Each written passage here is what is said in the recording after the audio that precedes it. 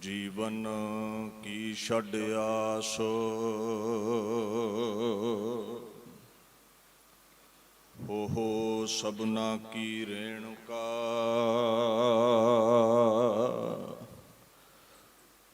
तो आओ हमारे पास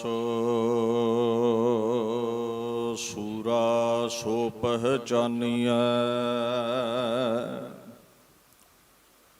जो लरै दीन कहे तो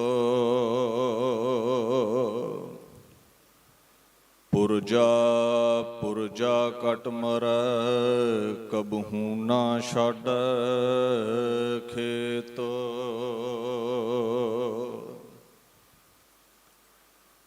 चवर छतर तखत दे मालक धन धन श्री गुरु ग्रंथ साहिब सच्चे पातशाह जी दी पवित्र हजूरी विच सुभाएमान गुरु स्वरूप गुरु प्यारी खालसा साध संगत जी फतेह प्रवान करो। वाहिगुरू जी का खालसा वाहिगुरू जी की फतेह। हर साल की तरह जून 1984 दे समूह शहीदां नूं याद करदिआं दमदमी टकसाल दे 14वें मुखी संत ਗਿਆਨੀ जरनैल सिंह जी खालसा पिंडरां वाले, भाई अमरीक सिंह जी, जनरल शुबेग सिंह जी, बाबा ठारा सिंह जी अते जितने भी शहीद ने उन्हां दी याद विच दमदमी टकसाल दे केंद्री स्थान गुरुद्वारा गुरदर्शन प्रकाश मेहता चौंक विखे टकसाल दे 16वें मुखी संत ਗਿਆਨੀ हरनाम सिंह जी खालसा पिंडरां वालियां ने विशेष उपराला करके आप संगत दे सहयोग नाल महान शहीदी समागम उलीके हैं जिथे आप संगतां शिरकत कर रहे हो। सिख जगत ने अपने आगाज तो लैके लखां तूफानां दा टाकरा कीता है। जदों दीवा नवां बलदा है उन्होंने हर दिशा तो हवावां बजाउण लई उतावलियां हुंदियां ने। सिख जगत के आगाज तो ही बहुतात गिणती वाले धर्मां ने सिख जगत नूं निगलना चाह्या, जिस कारण गुरु अर्जन साहिब पातशाह नूं शहादत की अवधि माननी पई। गुरु हरगोबिंद साहिब महाराज नूं 4 जंगां भारत वर्ष की हुकूमत नाल लड़नियां पईयां। गुरु तेग बहादुर साहिब शहीद होए। खुद खुदा गुरु गोबिंद सिंह साहिब सच्चे पातशाह नूं मुट्ठी पर फौजां लैके 14 जंगां औरंगजेब 22 धार दे राजियां नाल लड़नियां पईयां। और उहदे तो बाद भी सिख जगत नूं मिटाउण वालियां ताकतां आउंदियां रहियां। कई घल्लूकारे सिख जगत दे नाल वापरे ने। आपां 3 घल्लूकारे मुख गिणदे हैं। घल्लूकारे दा अर्थ की है? सर्वनाश, तबाही, कतलो गैरत। इंग्लिश दे विद्वान भी जिक्र करते ने, इट्स अ पंजाबी वर्ड। घल्लूकारा पंजाबी दा अखर है। Meaning large scale genocide. बहुतात दे विच किसी कौम का खुरा खोज मिटाउण लई कतल करने, गोलियां चलाउणियां, हमले करने, खुरा खोज मिटाउणा। पहला जिहड़ा छोटा घल्लूकारा है 16 मई 1746 ईस्वी नूं कानूआन दे शंभ गुरदासपुर वापरदा है। दूजा जिहड़ा वड्डू घल्लूकारा है मलेरकोटले दे इलाके दे विच कुपरहीड़ा, उत्थे वापरदा है। चाहे भाई सुखा सिंह हुणी ने माड़ी कंबोकी वाले ते चाहे बाबा जस्सा सिंह आलू वालिया है ते चाहे तीजे घल्लूकारे दरम्यान ਜੋ ਭਾਰਤ ਵਰਸ਼ ਦੀਆਂ ਹਕੂਮਤਾਂ ਵੱਲੋਂ 1984 ਦੇ ਵਿੱਚ ਸਿੱਖ ਜਗਤ ਦਾ ਖੁਰਾ ਖੋਜ ਮਿਟਾਉਣ ਦੇ ਲਈ ਹਰਿਮੰਦਰ ਸਾਹਿਬ ਤੇ ਹਮਲਾ ਕੀਤਾ, ਉਸ ਦਰਮਿਆਨ ਸਿੱਖ ਫੌਜਾਂ ਦੀ ਅਗਵਾਈ ਕਰਨ ਵਾਲੇ ਬਾਬਾ ਜਰਨੈਲ ਸਿੰਘ ਹੁਣੀ ਨੇ। ਇਹਨਾਂ ਸਾਡੇ ਵੱਡੇ ਵਡੇਰਿਆਂ ਨੇ ਇਹ ਤੇ ਦਰਸਾ ਦਿੱਤਾ ਹੈ ਵੀ ਜਿਸ ਦ੍ਰਿੜਤਾ ਦੇ ਨਾਲ ਸਫਲਤਾ ਪੂਰਵਕ ਇਹਨਾਂ ਜੰਗਾਂ ਦਰਮਿਆਨ ਬਾਹੂਬਲ ਇਹਨਾਂ ਸੂਰਬੀਰਾਂ ਨੇ ਵਿਖਾਇਆ ਹੈ, ਇਹਦੇ ਨਾਲ ਦੀ ਕੋਈ ਦੂਸਰੀ ਉਦਾਹਰਣ ਨਹੀਂ ਮਿਲਦੀ। ਔਰ ਹਰ ਜੰਗ ਦੇ ਵਿੱਚ ਹੀ ਸਿੱਖ ਜਗਤ ਨੇ ਜਿੰਨੀਆਂ ਵੀ ਜੰਗਾਂ ਲੜੀਆਂ ਨੇ, ਕਲਗੀਧਰ ਪਾਤਸ਼ਾਹ, ਛੇਵੇਂ ਪਾਤਸ਼ਾਹ ਤੋਂ ਲੈ ਕੇ, ਮੁਕਾਬਲਾ ਕਦੇ ਵੀ ਸਾਵਾਂ ਨਹੀਂ ਰਿਹਾ। ਅੱਲਾ ਯਾਰ ਖਾਂ ਬੜਾ ਵਧੀਆ ਬਿਆਨ ਕਰਦਾ ਹੈ, ਕਹਿੰਦਾ ਇਹ ਸਿੱਖਾਂ ਦਾ ਕੁਝ ਇਤਿਹਾਸ ਐਸਾ ਹੈ, ਇਹਨਾਂ ਦਾ ਆਗੂ ਜਦੋਂ ਵੀ ਲੜਿਆ ਹੈ, ਕਲਗੀਧਰ ਜਦੋਂ ਵੀ ਲੜਿਆ ਹੈ, ਸੂਰਬੀਰ ਜਦੋਂ ਵੀ ਲੜੇ ਨੇ, ਜਿਸ ਰਨ ਮੇਂ ਲੜਾ ਬੇਸਰੋ ਸਾਮਾਨ ਲੜਾ ਤੂੰ, 100 ਸਿੰਘ ਲੀਏ ਲਾਖੋਂ ਪੇ ਜਾ ਜਾ ਕੇ ਪੜਾ ਤੂੰ। ਮੁੱਠੀ ਪਰ ਸਿੰਘਾਂ ਨੇ ਲੱਖਾਂ ਦਾ ਸਫਾਇਆ ਕੀਤਾ ਹੈ, ਚਾਹੇ ਕੋਈ ਵੀ ਜੰਗ ਹੋਵੇ। ਖੈਰ ਜਿਹੜਾ ਵੀ ਕੌਮ ਦਾ ਨਾਇਕ ਹੋਵੇ ਨਾ, ਉਹਦੇ ਫਾਲੋਅਰ ਘਟ ਜਾਣ, ਫਿਰ ਜਿਹੜੇ ਦੇਸ਼ ਦੇ ਹੁਕਮਰਾਨ ਹੁੰਦੇ ਨੇ ਕੌਮਾਂ ਦੇ ਨਾਇਕ ਨੂੰ ਬਦਨਾਮ ਕਰਦੇ ਨੇ। ਜਿਵੇਂ ਮੁਗਲਾਂ ਨੇ ਬਾਬਾ ਬੰਦਾ ਸਿੰਘ ਬਹਾਦਰ ਨੂੰ, ਉਹਦੇ ਬਾਅਦ ਅੰਗਰੇਜ਼ਾਂ ਨੇ ਮਹਾਰਾਜਾ ਰਣਜੀਤ ਸਿੰਘ ਨੂੰ, ਤੇ ਭਾਰਤ ਵਰਸ਼ ਦੀ ਪਿਛਲੇ ਸਮੇਂ ਤੋਂ ਲੈ ਕੇ ਜੋਕੇ ਸਮੇਂ ਦੀ ਸਰਕਾਰ ਨੇ ਬਾਬਾ ਜਰਨੈਲ ਸਿੰਘ ਨੂੰ ਬਦਨਾਮ ਕਰਨਾ ਚਾਹਿਆ, ਕਿਉਂਕਿ ਦੇਸ਼ ਦੇ ਹੁਕਮਰਾਨ ਦੇ ਕੋਲ ਤਾਕਤ ਹੈ, ਮੀਡੀਆ ਹੈ, ਮਾਇਆ ਹੈ, ਜੋ ਮਰਜ਼ੀ ਛਪਾਈ ਜਾਂਦੇ ਨੇ, ਤੇ 100 ਵਾਰ ਝੂਠ ਬੋਲੋ ਤੇ ਆਪਾਂ ਨੂੰ ਸੱਚ ਜਾਪਣ ਲੱਗ ਪੈਂਦਾ ਹੈ। ਆਪਣੇ ਨਾਇਕ ਨੂੰ ਇਹ ਅੰਤਕਵਾਦੀ ਲਫ਼ਜ਼ ਦੇ ਨਾਲ ਸੰਬੋਧਿਤ ਕਰਦੇ ਨੇ। ਤੁਸੀਂ ਕਿਸੇ ਵੀ ਪਰਸ਼ੀਅਨ ਵਿਦਵਾਨ ਦੀ ਲਿਖਤ ਪੜ੍ਹੋ, ਬਾਬਾ ਬੰਦਾ ਸਿੰਘ ਬਹਾਦਰ ਅੱਤਵਾਦੀ ਹੈ ਉਹਦੇ ਅਨੁਸਾਰ। ਅੰਗਰੇਜ਼ਾਂ ਦੀਆਂ ਲਿਖਤਾਂ ਪੜ੍ਹੋ, ਸਾਡੇ ਵਿਕਾਊ ਕਵੀਆਂ ਨੇ ਪੈਸੇ ਚੁੱਕ ਕੇ ਪੰਜਾਬੀ ਵਿੱਚ ਉੱਦਾਂ ਹੀ ਲਿਖ ਦਿੱਤੀਆਂ। ਰਾਜਾ ਰਣਜੀਤ ਸਿੰਘ ਨੂੰ ਵੂਮਨਾਈਜ਼ਰ ਲਿਖ ਦਿੱਤਾ, ਸ਼ਰਾਬੀ ਲਿਖ ਦਿੱਤਾ, ਬਦਨਾਮ ਕੀਤਾ ਗਿਆ। ਬਾਬਾ ਜਰਨੈਲ ਸਿੰਘ ਬਾਬਤ ਪੜ੍ਹੋ ਤੇ 90% ਉਸ ਸਮੇਂ ਦੀਆਂ ਅਖਬਾਰਾਂ ਤੇ ਮੀਡੀਆ ਸੰਤਾਂ ਨੂੰ ਅੱਤਵਾਦੀ ਕਹਿੰਦਾ ਹੈ। ਸਿੱਖ ਜਗਤ ਨੂੰ ਸੁਰਜੀਤ ਰੱਖਣ ਦੇ ਲਈ ਸਿੱਖ ਜਗਤ ਦੇ ਅੰਦਰ ਕੁਝ ਮੰਗਾਂ ਨੇ, ਜਿਹਨੂੰ ਤੁਸੀਂ ਅਨੰਦਪੁਰ ਸਾਹਿਬ ਦਾ ਮਤਾ ਵੀ ਕਹਿ ਦਿੰਦੇ ਹੋ। ਪੰਜਾਬ ਦੇ ਪਾਣੀਆਂ ਦੀ ਲੁੱਟ ਖਤਮ ਕੀਤੀ ਜਾਵੇ, ਫੌਜ ਵਿੱਚ ਭਰਤੀ ਸਨਾਤਨ ਮਤੀਆਂ ਦੇ ਹਿੰਦੂਆਂ ਦੇ ਬਰਾਬਰ ਸਿੱਖਾਂ ਦੀ ਹੋਵੇ, ਚੰਡੀਗੜ੍ਹ ਪੰਜਾਬ ਦਾ ਹੈ, ਸਿੱਖਾਂ ਨੂੰ ਦਿੱਤਾ ਜਾਵੇ। ਸਿੱਖ ਇੱਕ ਵੱਖਰਾ ਧਰਮ ਹੈ, ਬਾਣੀ ਦਾ ਫਰਮਾਨ ਹੈ, ਨਾ ਹਮ ਹਿੰਦੂ ਨਾ ਮੁਸਲਮਾਨ, ਸਿੱਖ ਇੱਕ ਵੱਖਰਾ ਧਰਮ ਹੈ। ਆਨੰਦ ਮੈਰਿਜ ਐਕਟ ਪਾਸ ਹੋਵੇ, ਬੜੀਆਂ ਇਹ ਮੰਗਾਂ ਸਨ। ਇਹ ਮੰਗਾਂ ਇਸ ਲਈ ਰੱਖੀਆਂ ਗਈਆਂ, ਜਿਹੜੇ ਸਨਾਤਨ ਮਤੀਏ ਕਹਿੰਦੇ ਨੇ ਨਾ ਵੀ ਭਾਰਤ ਵਰਸ਼ ਸਾਡਾ ਹੈ, ਉਹ ਭੁੱਲ ਜਾਂਦੇ ਨੇ ਵੀ ਅੰਗਰੇਜ਼ਾਂ ਕੋਲੋਂ ਆਜ਼ਾਦ ਕਰਵਾਉਣ ਲਈ ਤਕਰੀਬਨ 121 ਫਾਂਸੀਆਂ ਚੋਂ ਸਿੱਖ ਜਗਤ ਨੇ 93 ਫਾਂਸੀਆਂ ਦਿੱਤੀਆਂ ਨੇ, ਜਿਹੜੇ 1.5% ਨੇ। ਭਾਰਤ ਵਰਸ਼ ਨੂੰ ਆਜ਼ਾਦ ਕਰਵਾਉਣ ਲਈ ਉਮਰ ਕੈਦ ਭੋਗਦੇ ਨੇ 2626 ਇਨਸਾਨ, ਜਿਨ੍ਹਾਂ ਦੇ ਵਿੱਚੋਂ ਤਕਰੀਬਨ 2147 ਸਿੱਖ ਨੇ। ਭਾਰਤ ਵਰਸ਼ ਨੂੰ ਨਿਜ਼ਾਤ ਦਿਵਾਉਣ ਦੇ ਲਈ ਜਲਿਆਂ ਵਾਲੇ ਬਾਗ ਅੰਦਰ ਇਕੱਠ ਹੁੰਦਾ ਹੈ, ਜਿੱਥੇ ਗੋਲੀ ਚੱਲਦੀ ਹੈ ਜਨਰਲ ਡਾਇਰ ਵੱਲੋਂ, 1300 ਬੰਦਾ ਸ਼ਹੀਦ ਹੁੰਦਾ ਹੈ, ਜਿਹਦੇ ਵਿੱਚੋਂ ਤਕਰੀਬਨ 799 800 ਦੇ ਕਰੀਬ ਸਿੱਖ ਨੇ। 90% ਕੁਰਬਾਨੀ ਸਿੱਖ ਜਗਤ ਦੀ, ਤੇ ਸਨਾਤਨ ਮਤੀਏ ਕਹਿੰਦੇ ਭਾਰਤ ਸਾਡਾ। ਇਹ ਤੁਹਾਡਾ ਨਾ ਹੁੰਦਾ ਜੇ ਗੁਰੂ ਤੇਗ ਬਹਾਦਰ ਸਾਹਿਬ ਨੇ ਤਿਲਕ ਜੰਜੂ ਰਾਖਾ ਪ੍ਰਭ ਤਾਂ ਕਾ, ਇਹ ਤੁਹਾਡਾ ਨਾ ਹੁੰਦਾ ਜੇ ਸਿੱਖ ਜਗਤ ਨੇ 90% ਕੁਰਬਾਨੀਆਂ ਨਾ ਦਿੱਤੀਆਂ ਹੁੰਦੀਆਂ। ਤੁਸੀਂ ਤੇ ਕਦੇ ਗਜ਼ਨੀ ਦੀਆਂ ਮੰਡੀਆਂ 'ਚ ਟਕਿਆਂ ਤੇ ਵਿਕਦੇ ਰਹੇ ਹੋ, ਤੇ ਅੱਜ ਤੱਕ ਵੀ ਵਿਕਦੇ ਰਹਿਣਾ ਸੀ ਜੇ ਖਾਲਸਾ ਪੰਥ ਨੇ ਤਲਵਾਰ ਲੈ ਕੇ ਭਾਰਤ ਦੀ ਹਿਫਾਜ਼ਤ ਨਾ ਕੀਤੀ ਹੁੰਦੀ। ਤੇ ਹੱਕ ਤਾਂ ਬਰਾਬਰ ਦੇ ਮੰਗੇ ਵੀ ਜਿਹੜਾ ਹੱਕ ਹਿੰਦੂ ਨੂੰ ਮਿਲਦਾ ਹੈ, ਸੰਤ ਕਹਿੰਦੇ ਸਿੱਖ ਨੂੰ ਵੀ ਮਿਲੇ। ਅਸੀਂ ਸੈਕੰਡ ਗ੍ਰੇਡ ਸਿਟੀਜ਼ਨ ਨਹੀਂ ਭਾਰਤ ਦੇ।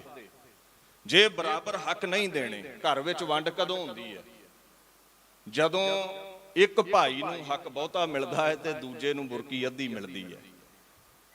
ਸਿੱਧੇ ਜਿਹੇ ਅਲਫਾਜ਼ ਸਨ ਸੰਤਾਂ ਦੇ, ਰਹਿਣਾ ਭਾਰਤ ਵਿੱਚ ਹੀ ਹੈ, पर दूजे दर्जे के सिटीजन नहीं बनना। बराबरता चाहिए है सनातन मतियां वांग। ते जे दूजे दर्जे ते रखना है तो बीबी इंदिरा कंध मार दे, देश वखरा कर दे खालसे का।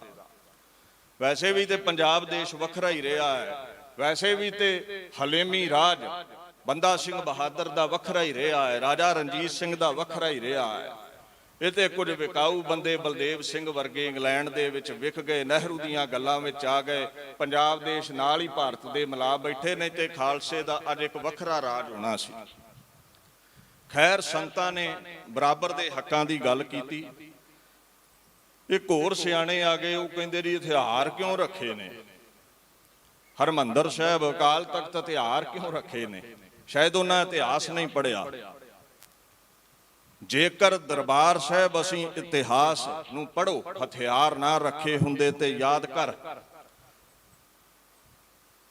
ये दरबार साहब दा सरोवर भी पूरिया गया, दरबार साहब नूं भी ढा दिता गया सी, ते अज जो महान पाकिस्तान सुरजीत ना हुंदा ये हथियारां दी बदौलत सी।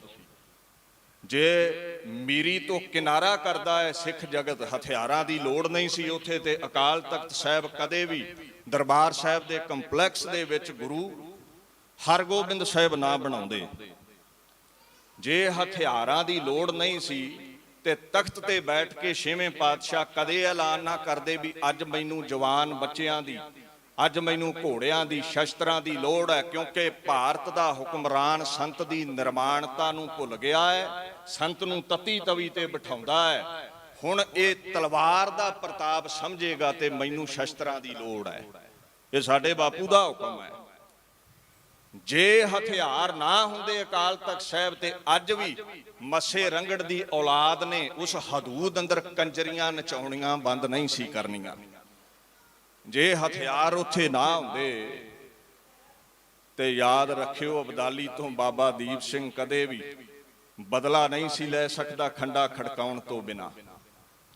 नाले साडे बापू दा हुक्म है, गुरु गोबिंद सिंह साहिब सच्चे पातशाह दा हुक्म है, सिख दे कोल सदा हथियार चाहिदा है।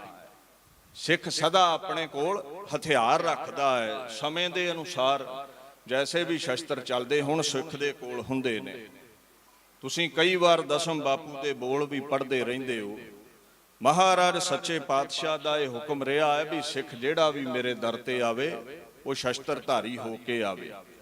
खैर ये वाधू का बहाना है। कई कह देंगे जी संत जरनैल सिंह दरबार साहब वर्गी पवित्र जगह ते मोर्चा ही उन्होंने क्यों लाया। देखो संतां ने किसी हुकूमत ते जाके धावा नहीं बोलिया, ते जेड़ा साडे घर चढ़ के आवेगा उदों सिख जगत चूड़ियां भी नहीं पाउंदा। गुरु नानक साहब ने बड़ा प्यारा बोल किया, कहंदे हर बंदा प्रेम नाल नहीं समझदा, मूर्ख गंढ पवै मोहों मार। कई बार मूर्खां दे मूँह ते मारिया ही उन्हां नूं गंढ पैंदी है।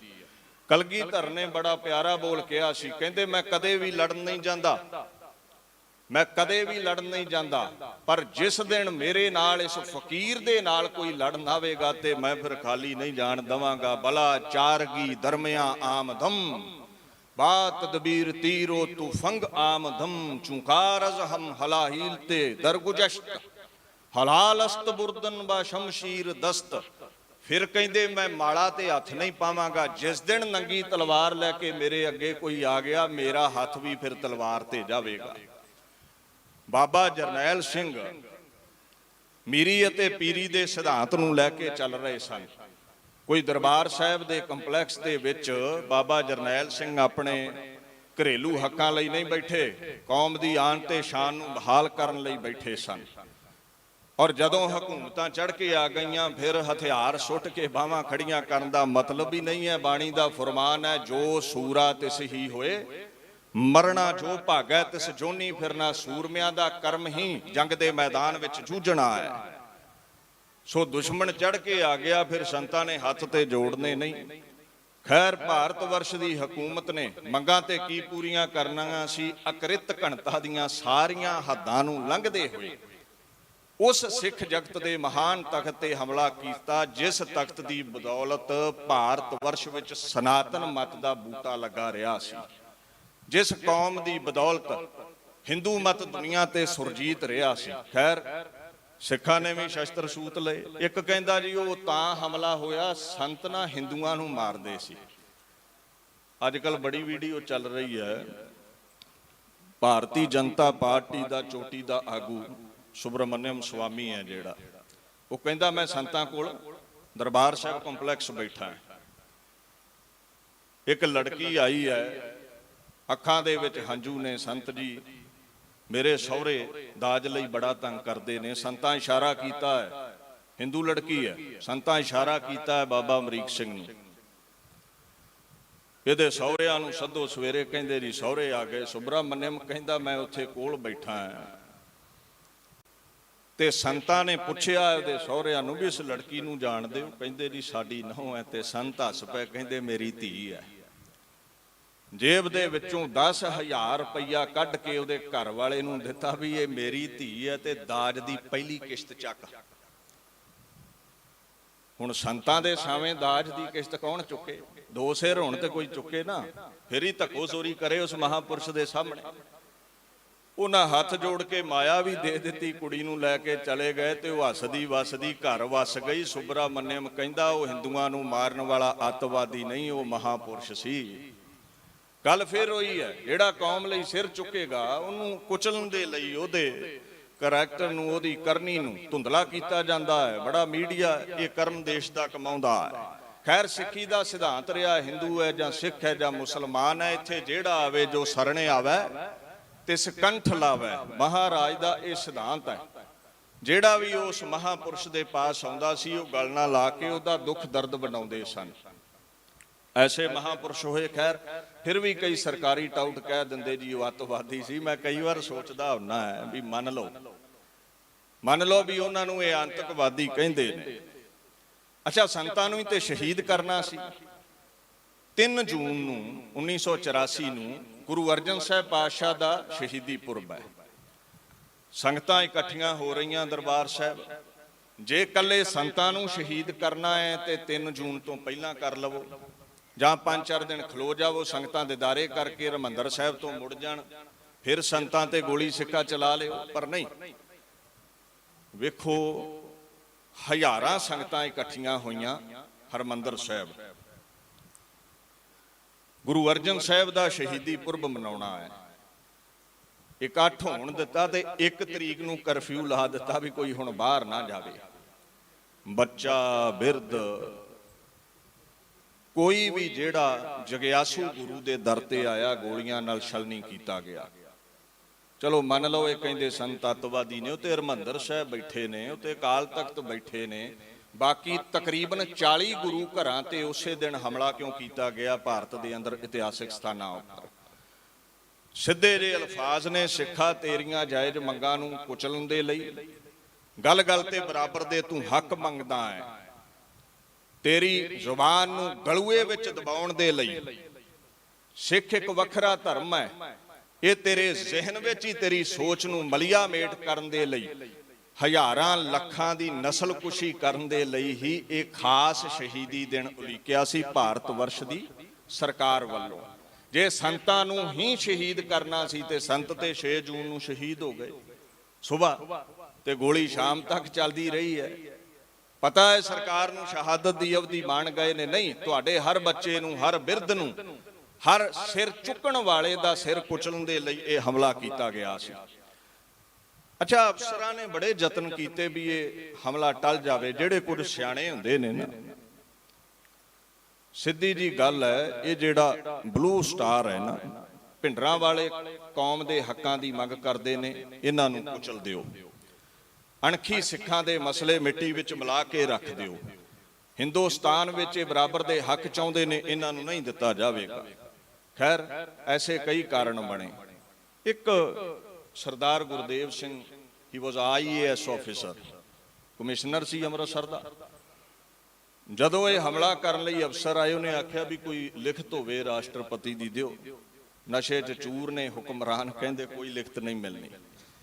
ਚਲੋ ਉਹਨਾਂ ਨੇ ਛੁੱਟੀ ਲੈ ਲਈ, ਅਸਤੀਫਾ ਲੈ ਲਿਆ, ਜੋ ਵੀ ਕੀਤਾ ਹੈ ਵੱਖਰਾ ਵਿਸ਼ਾ। ਪਰ ਉਹਨਾਂ ਨੇ ਇੱਕ ਗੱਲ ਕਹੀ ਸੀ, ਜਨਰਲ ਸੁੰਦਰ ਨੇ ਇਹ ਬਾਇਓਗ੍ਰਾਫੀ ਵਿੱਚ ਜ਼ਿਕਰ ਕੀਤਾ ਹੈ।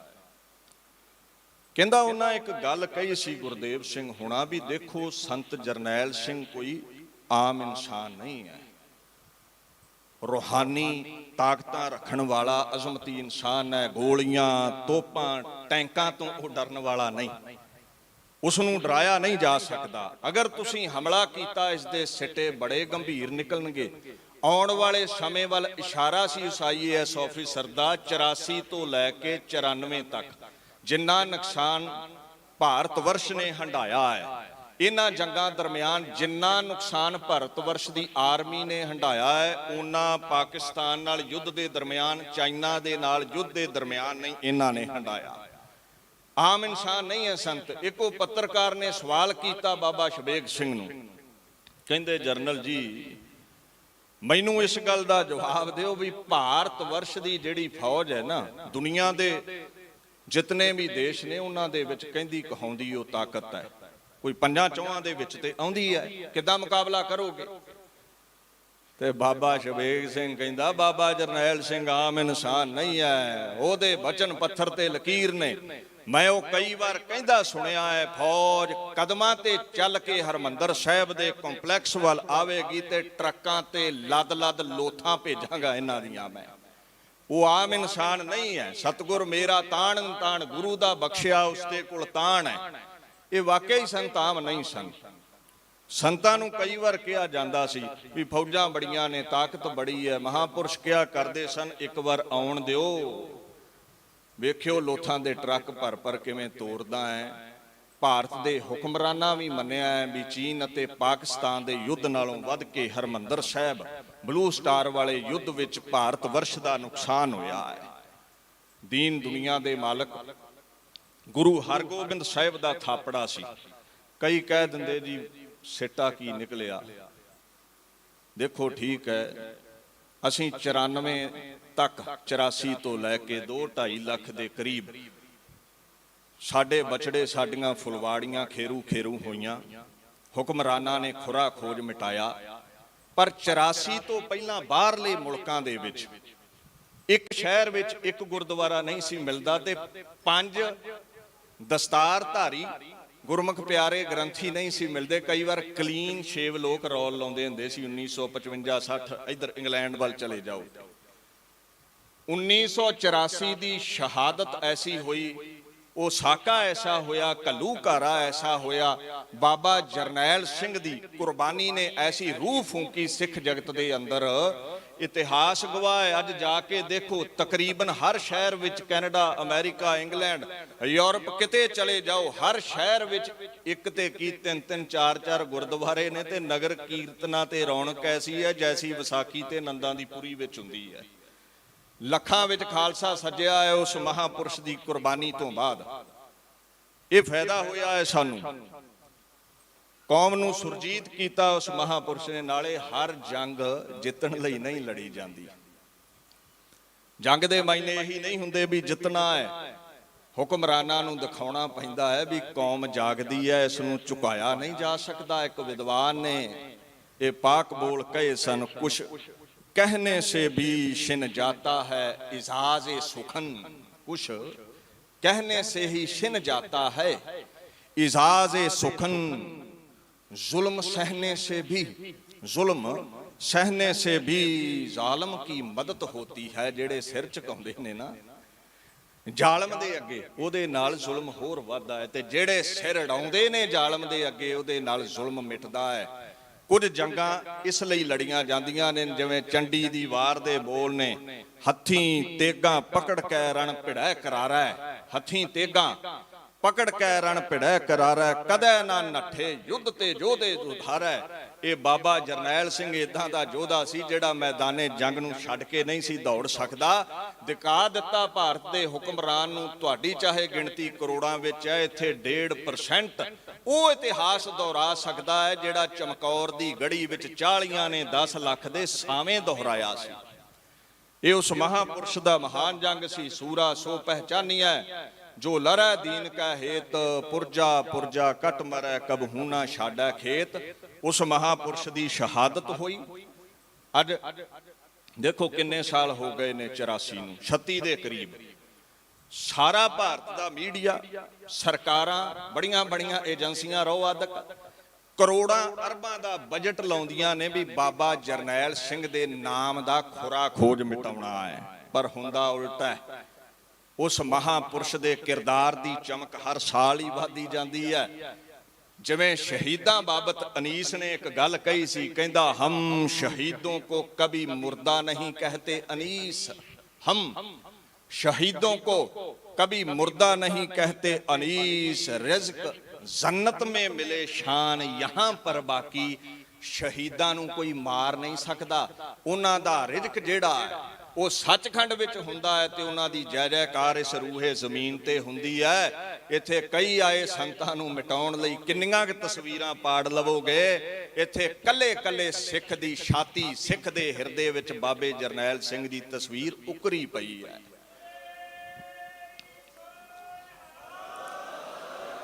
ਉਹ ਕਹਿੰਦੇ ਨੇ ਨਾ, ਸ਼ੇਰ ਕੌਮ ਤੋਂ ਆਪਾ ਵਾਰ ਗਿਆ, ਉਹਨੇ ਵੇਚੀ ਨਹੀਂ ਜ਼ਮੀਰ, ਤੈਨੂੰ ਲਾਹਨਤਾਂ ਪੈਣਗੀਆਂ ਦਿੱਲੀਏ, ਸਿੱਖ ਦੀ ਵਿਕਦੀ ਹੈ ਤਸਵੀਰ।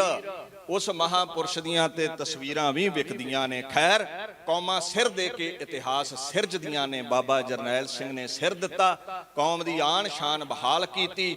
ਜਿੱਥੇ ਕਦੇ ਦੋ ਸਿੱਖ ਗੁਰਮੁਖ ਪਿਆਰੇ ਸਿੱਖੀ ਸਰੂਪ ਵਿੱਚ ਨਹੀਂ ਸੀ, ਬਾਹਰਲੇ ਮੁਲਕਾਂ 'ਚ ਲੱਭਦੇ ਅਸੀਂ ਕਰੋੜਾਂ ਵਿੱਚ ਸਿੰਘ ਸੱਜੇ। ਇਹ ਦੇਣ ਸੀ ਉਸ ਮਹਾਪੁਰਸ਼ ਦੀ ਸਿੱਖ ਜਗਤ ਦੀ ਫੁਲਵਾੜੀ ਨੂੰ। ਆਪਣੇ ਲਹੂ ਨਾਲ ਸਿੰਚ ਕੇ ਉਸਨੇ ਪ੍ਰਫੁੱਲਤ ਕੀਤਾ, ਸਿਰ ਦੇ ਕੇ ਇਤਿਹਾਸ ਸਿਰਜਿਆ। ਔਰ ਦਮਦਮੀ ਟਕਸਾਲ ਦੇ 15ਵੇਂ ਮੁਖੀ ਬਾਬਾ ਠਾਕਰ ਸਿੰਘ ਹੁਣਾਂ ਨੇ ਸਿੰਘਾਂ ਨੂੰ ਸਾਂਭਿਆ, ਸ਼ਹੀਦਾਂ ਦੇ ਪਰਿਵਾਰਾਂ ਨੂੰ ਸਾਂਭਿਆ, ਤੇ ਸਿਰ ਵਰਤ ਕੇ ਬਾਬਾ ਹਰਨਾਮ ਸਿੰਘ ਜੀ ਨੇ ਮਹਾਨ ਸ਼ਹੀਦਾਂ ਦੀ ਯਾਦਗਾਰ ਸ਼੍ਰੀ ਹਰਮੰਦਰ ਸਾਹਿਬ ਦੇ ਕੰਪਲੈਕਸ ਵਿੱਚ ਬਣਾ ਕੇ, ਜਿਨ੍ਹਾਂ ਨੂੰ ਅੱਤਵਾਦੀ ਕਿਹਾ ਜਾਂਦਾ ਸੀ, ਉਹਨਾਂ ਨੂੰ ਸ਼ਹਾਦਤ ਵਾਲਾ ਅਮਰਾ ਪਦ ਉਹਨਾਂ ਦੇ ਪਾਸ ਹੈ, ਮੋਹਰ ਲਾ ਦਿੱਤੀ। ਮਹਾਪੁਰਸ਼ਾਂ ਨੇ ਇਹ ਮਹਾਨ ਸੇਵਾ ਕੀਤੀ। ਅੱਜ ਵੀ ਦਮਦਮੀ ਟਕਸਾਲ ਹਜ਼ਾਰਾਂ ਨੂੰ ਅੰਮ੍ਰਿਤ ਛਕਾਉਂਦੀ ਹੈ, ਹਜ਼ਾਰਾਂ ਹੀ ਗਿਆਨੀ ਸਿੰਘਾਂ ਨੂੰ ਗੁਰਮਤਿ ਦੇ ਧਾਰਨੀ ਬਣਾ ਕੇ, ਪ੍ਰਚਾਰਕ ਬਣਾ ਕੇ ਸਿੱਖ ਜਗਤ ਦੀ ਫੁਲਵਾੜੀ ਨੂੰ ਪ੍ਰਫੁੱਲਤ ਕਰ ਰਹੀ ਹੈ। ਇਹ ਮਹਾਨ ਸੇਵਾਵਾਂ ਸੀਨੇ ਬਸੀਨੇ ਦਮਦਮੀ ਟਕਸਾਲ ਨਿਭਾਉਂਦੀ ਆ ਰਹੀ ਹੈ ਔਰ ਨਿਭਾਉਂਦੀ ਰਹੇਗੀ। ਮਹਾਪੁਰਸ਼ ਬਾਬਾ ਹਰਨਾਮ ਸਿੰਘ ਜੀ ਦਾ ਧੰਨਵਾਦ, ਸਮੂਹ ਸੰਗਤਾਂ ਦਾ ਧੰਨਵਾਦ। ਗੱਜ ਵੱਜ ਕੇ ਫਤਿਹ ਬੁਲਾਓ ਜੀ। ਵਾਹਿਗੁਰੂ ਜੀ ਕਾ ਖਾਲਸਾ, ਵਾਹਿਗੁਰੂ ਜੀ ਕੀ ਫਤਿਹ।